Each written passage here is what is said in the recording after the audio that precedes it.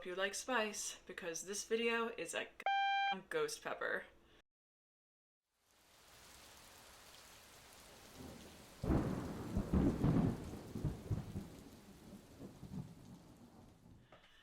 Hello world, and welcome to my channel, where I share my writing journey, talk about books, and even, on occasion, shake things up. In this week's video, I would like to share a few things that have been on my mind lately about Authortube and whether or not this online writing community is good for writers as a whole. There is no simple answer to this question, and your own experience will vary based upon what content you consume, as well as what your own individual goals are. However, at the end of this video, I've taken the liberty of compiling the 5 most helpful YouTube channels I've come across that help you create and market your own work, as well as a few red flags that you should probably be aware of within this community. I hope you like spice, because this video is a ghost pepper. Before I get into today's content, if you enjoy my work and would like to support it, please smash that like button, leave a comment below, subscribe to my channel, and ring that bell. I post new videos every Wednesday, and I would be honored if you'd come along with me on my journey to make my writing dreams a reality. Now let's turn up the heat. Authortube is an online community of writers who post videos about writing, publishing, and all sorts of book-related topics. Many of these videos contain advice for writers who are just beginning on their literary journey, and contain advice and how-to guides on how to finish your first book, how to market and publish your work, and of course, even how to find your own literary voice. But as the years have gone on, many other elements have come to characterize Authortube as well, and it is this obverse side of the coin that has many people concerned about the toxicity of this community. First, let's acknowledge the good. There are many wonderful people on Authortube, and I have been blessed enough to make friends with many of them. These are people who are dedicated to improving their craft, sharing their knowledge, and helping others, regardless of how their own ideas about literature and the philosophy behind it may differ. It's been such a privilege to be able to connect with so many different writers, hear so many different perspectives, and even have the opportunity to extend a helping hand to people who come to me for help, even though I am far from an expert myself. Interacting with the Authortube community, despite the fact that I don't consider myself an Authortuber, has afforded me so many opportunities to meet new people and to share stories and information that I would not have had the opportunity to otherwise. And for that, I will always be thankful. In my opinion, this is Authortube at its finest. That being said, while Authortube does contain many helpful videos, we should not forget that many of these videos are produced by well-intentioned writers who have never published books themselves.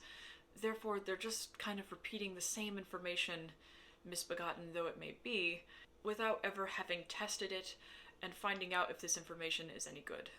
Because these new authors are simply repeating information that they've heard from other YouTube videos, this makes it possible for echo chambers to form, wherein no one's really actually saying anything helpful, it's just catchy.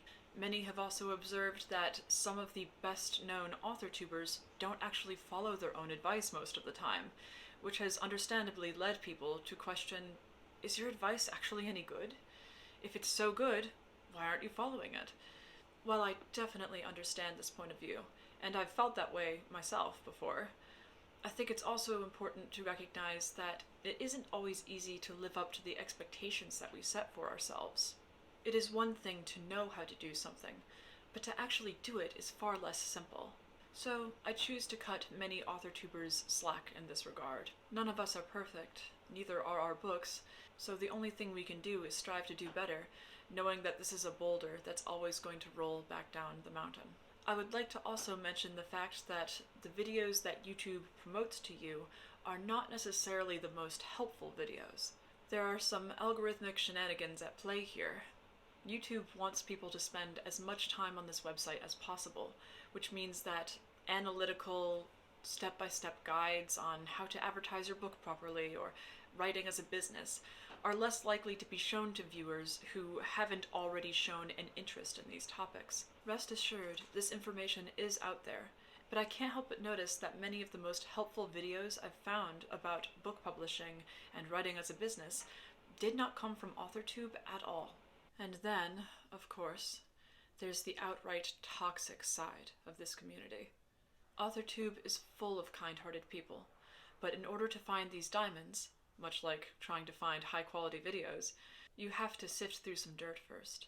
And that means encountering bullies who run drama channels with a sprinkling of literary flavor, whose sole purpose is to degrade other authors who don't share their philosophy on literature or writing as a business.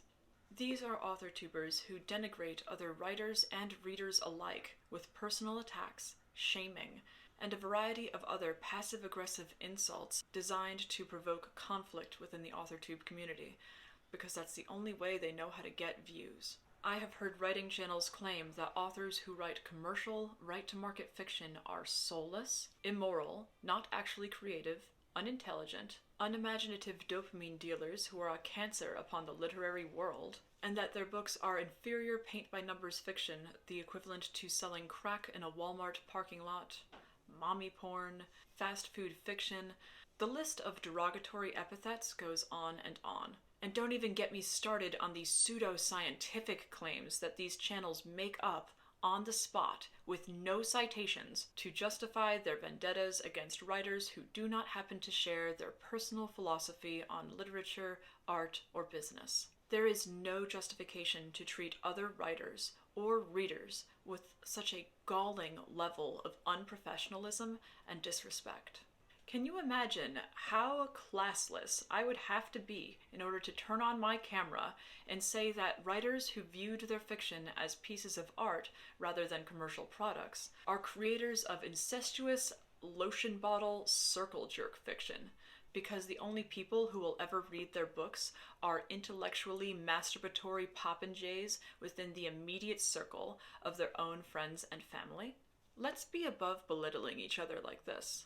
There are also authortubers who intentionally mislead their audiences by hiding the publication histories of books that did not take off.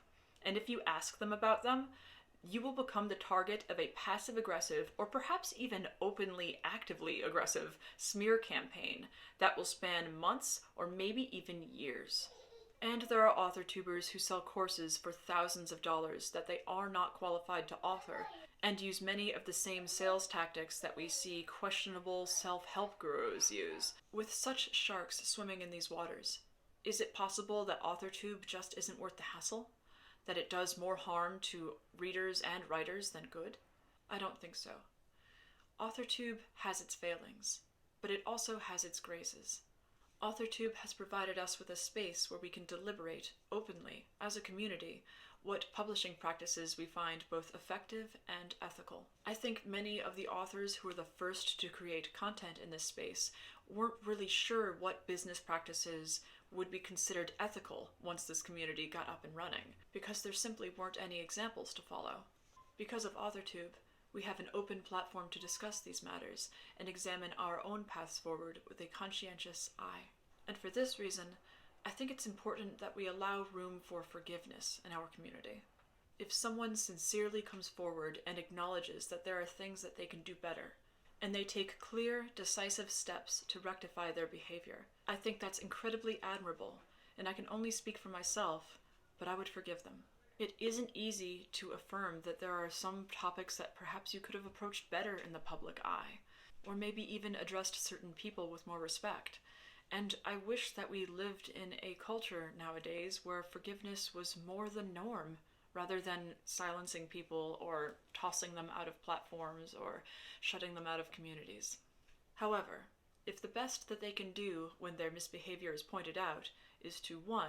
Issue a corporate out statement where they don't acknowledge any wrongdoing, 2. Attempt to justify the behaviors that got them into trouble in the first place, and 3. Even double down on their misbehavior and continue with their misconduct just as fiercely as before, and perhaps with even more vivacity, it becomes extremely difficult and, dare I say, even unwise to associate with this authortuber in any way, because they absolutely will drag you down with them.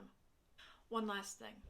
Before I go, here are 5 of the best YouTube channels that I've found so far along my own self-publishing journey, and I truly hope they can help you out too. The first is Dave Chesson. Dave Chesson over at Kindlepreneur has provided some of the most helpful self-publishing resources I've ever come across.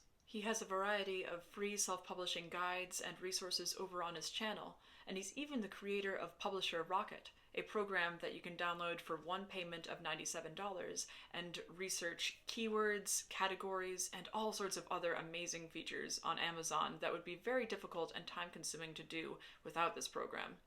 It's well worth the expense, and I highly recommend you check it out. 2. Derek Murphy.